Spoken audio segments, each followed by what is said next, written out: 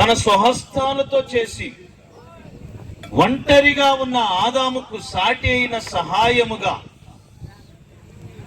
చేయటానికి అవ్వను ఆదాముకి గాఢ నిద్ర కలిగజేసి ఒక ఆపరేషన్ చేసి పక్కటెముకను తీసి మాంసముతో నిర్మించి స్వహస్తాలతో అవ్వను దేవుడు ఆదాము కొరకు నిర్మించాడు, ఏర్పాటు చేశాడు. అదే సాటి అయిన సహాయం. ఇక్కడ సాటి అయిన సహాయం అంటే నీ కష్ట సుఖాల్లో, నీ ప్రతి పరిస్థితుల్లో సహాయకరంగా ఉండటానికి, దాంపత్య జీవితంలో సమస్త విషయాలలో వీటన్నిటిలో సహాయకరంగా ఉండటానికి దేవుడు ఏర్పరిచే గృహస్థ జీవన విధానం ఇది.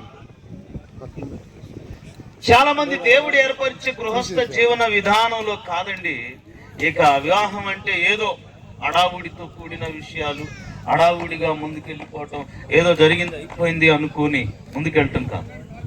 ప్రార్థనాపూర్వకంగా దేవుని చేత గృహస్థ జీవన విధానము నిర్మించబడినప్పుడు అది ఆశీర్వాదకరముగా ఉంటుంది.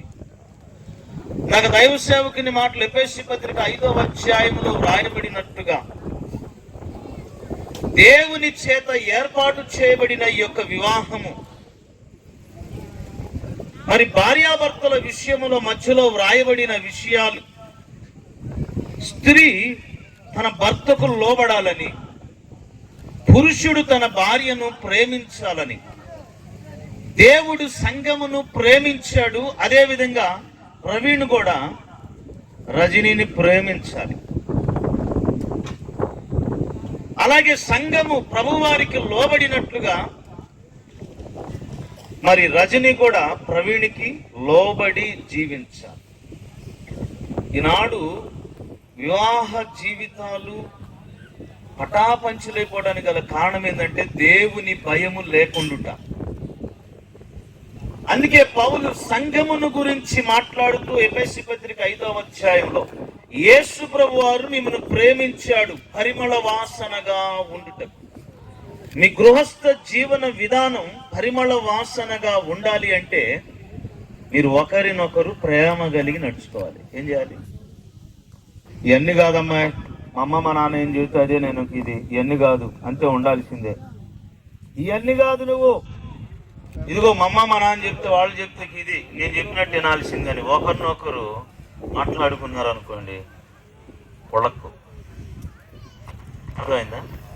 అలాగే అక్కడ ఒకరినొకరు ప్రేమ కలిగి నడుచుకోవాలి, పరిమళ వాసనగా ఉండుటకు. ఎఫెసీ పత్రిక 5వ అధ్యాయం 1-2 వచనాల్లో. తర్వాత కింద భాగాలు చదువుకుంటూ వస్తే అక్కడ వ్రాయబడిన విషయాలు ఒకరినొకరు లోబడి ఉండాలి అని వ్రాయబడి ఉంది. ఎలా ఉండాలంట? నేను వాక్యాన్ని చాలా కట్ చేసి మాట్లాడుతాను డైరెక్ట్గా, ఎందుకంటే సాంబశివరావు గారు అక్కడ ఉగ్ర రూపం చూస్తూ ఉన్నారు, త్వరగా కానివ్వండి అని. అలాగే ప్రియమైన దేవుని బిడ్డలారా, ఒకరినొకరు లోబడి ఎందుకు లోబడి? స్త్రీ బలహీనమైన ఘటం.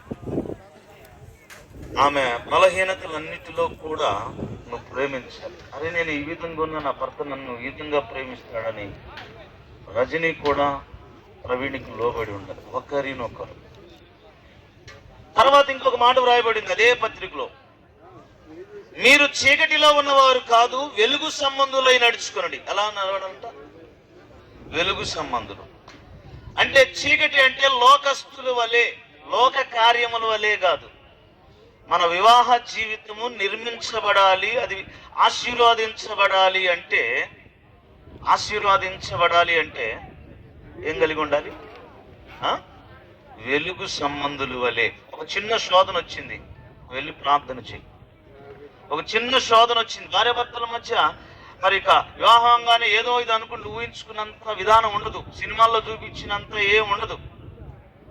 సినిమాల్లో ఇటు చూడంగానే ప్రేమ పట్టుకొచ్చేది ఏముండదు. దేవుని వాక్య భయము కలిగి, ఎందుకంటే ఈ కార్యక్రమం ఎంత జరిగినా వారి వివాహ జీవితము దేవుని వాక్యం అనే పునాది మీద కట్టబడినప్పుడు, మీరు విన్నా వినకపోయినా వీళ్ళు వినవలసిన మాట, కట్టబడినప్పుడు ఏ విధంగా ఉండదు? వెలుగు సంబంధుల వలె, చీకటి సంబంధులు కాకుండా. మీ జీవితంలో, మీ ఇద్దరి జీవితాల్లో కృతజ్ఞతా భావము ఎప్పుడు ప్రభువా ఈ స్థితిలోనికి తీసుకొచ్చాం, ఆయనను జ్ఞాపకం చేసుకోవాలి. తర్వాత ఇంకొక మాట జ్ఞాపకం చేస్తాం, జ్ఞానుల వలె నడుచుకోండి. ఎలా నడుచుకోవాలంట? 5వ అధ్యాయంలో 15వ వచనం, జ్ఞానుల వలె నడుచుకోవాలి. జ్ఞానము లేకుండా జీవితాలు ఏమాత్రం కట్టబడవు. చాలా ప్రాముఖ్యమైన విషయాలు నేను ప్రవీణికి, రజని జ్ఞాపకం చేస్తున్నా. వారు దీవించబడాలి, అనేకులకు ఆశీర్వాదకరంగా ఉండాలి. జ్ఞానుల వలె, జ్ఞానము లేకుండా ఒకరి సమయాన్ని సద్వినియోగం చేసుకోకుండా, జ్ఞానము లేకుండా ఉంటే ఆ కుటుంబము దీవెనకరంగా ఉండదు. బైబిల్లో సామెతల గ్రంథంలో ఉంది, జ్ఞానవంతురాలు తన ఇల్లును కట్టుకున్నాడు. ఇప్పుడు ప్రవీణ్ ఉద్యోగం చేస్తే లేకపోతే పని చేస్తే బయట మామూలుగా వచ్చేదనుకోండి, ఇంటికి రాగానే భర్తను సాధనం కావాలని అక్కడ కూర్చున్న గ్లాస్ మంచిళ్ళు ఇస్తే ప్రవీణ్కి ఇంకా ప్రేమ ఉత్పత్తి అవుతూ ఉంటుంది. అదే చెప్తా ఉన్నాడు, ఇంకా పెరిగిద్ది. ఆవిడ అమ్మాయి కొంచెం మంచినీళ్ళు రజని అన్నా అనుకో, ఆడ ఉన్నది వెళ్ళి తెచ్చుకో అందనుకో, ప్రేమ ఏమైంది మళ్ళా మొట్టమొదట బాగానే ఉంటుంది. ఆ సర్లే కొత్తగా పెళ్ళయింది కదా, ఇద్దరు పెళ్ళయిందంట, ఇద్దరు కాపురం పెట్టేశారు, అంతా బాగానే ఉంది. వాళ్ళ అమ్మోళ్ళు చెప్పారు, అమ్మా ఎట్టుండాలో ఏంటో అదే ఇదే అని చెప్పేసి వీళ్ళు కాపురం మొదలు పెట్టేసి కొత్త ఇంట్లోకి వచ్చారు. అయిపోయింది.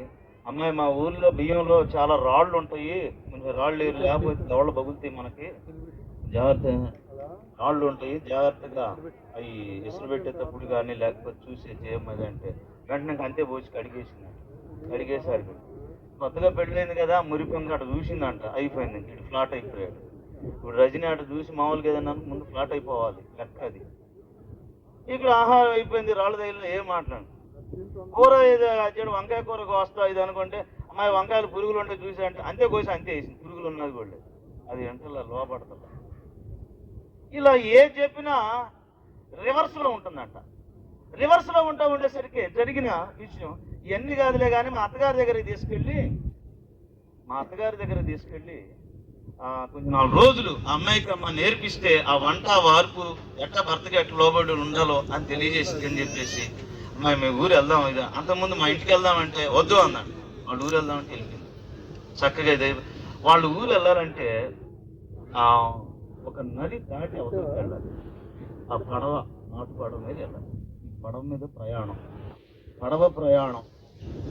ఈ పడవ ప్రయాణంలో వెళ్తాం, ఆడు కూర్చున్నారు. సరే ఎందుకు చెప్పాలనిపించిందంట, అమ్మాయి నా చివరి కూర్చోబాకు, నువ్వు పడతావమ్మా, దయచేసి మీ ఇంటికి వెళ్ళింది కొంచెం జాగ్రత్తగా ఉండవే అన్నాడంట. వెళ్ళిపోయేది, అక్కడే చివర కూర్చుందంట. నువ్వు కూర్చున్నావు, కొంచెం వంగబాకమ్మా, దెబ్బ తిరగబడిద్ది, అంతా తెప్పే అని చెప్పాడంట. అది వింటలేదంట. ఇక ఇలాగ నీళ్లు ఇలా అనుకోవటం, ఆ జడబొట్టుకొని ఇలా అంటాం, ఆ నీళ్లు ఇలా అంటాం, మొత్తానికి అక్కడికి వెళ్తా ఉంటే ఆ ప్రయాణం చేస్తా ఉంటే ఆ నదిలో ఫ్లోటింగ్ కొంచెం మధ్యలోకి వెళ్ళిన తర్వాత ఆ తిప్ప ఇట్లా తిరిగిందంట. ఆ తెప్ప తిరగబడేసరికి వీళ్ళకి తిప్పలు అంతంది. భర్త దూకాడు, ఆ పడవ నడిపేవాడు దూకాడు, ఏం కూడా ఇది అయిపోయింది. ఇక ఆ ఎదురు నీళ్ళల్లో భర్త తీసుకుంటూ వెళ్తున్నాడంట. ఆ పడవాడు చూసి, ఇటు కాదురా, ఇది ఇటు కొట్టుకుపోతుందంటే, కాదండి అది చెప్పినా కానీ అది ఎదురుగానే పోయింది, ఇది ఇటే కనపడింది అని చెప్పేసి వాడు ఎదురెత్తుకు వెళ్ళిపోయాడంట. అంటే జ్ఞానము లేకుండా ఉంటే కుటుంబాలు మాత్రం నిర్మించబడలేవు. చాలా మంది జీవితాల్లో ఈ జ్ఞానం లేకుండానే క్రైస్తవ కుటుంబాలు మనశ్శాంతి లేకుండా, సమాధానం లేకుండా బ్రతుకుతున్నాయి. కాబట్టి జ్ఞానముగా చాలా మంది రకరకాల, అమ్మాయి మీ ఆయన ఏం పెట్టాడే నీకు అంటారు. ఈ మాటలు చెప్పాలి, పెళ్ళి 5 నిమిషాలు అయిపోతే నీ వాక్యం చెప్పాలని ఏమి లేదు పెడతా నీకు ఇది ఉందంటే, ఇక అందరూ పెట్టుకుంటే నీకు ఇది కాలేదే అని చెప్పేసి లేనిపోయిన మాటలు. మా ఆయన నాకు ఏది పెట్టి నన్ను బంగారం నాకు చూసుకుంటున్నాడు.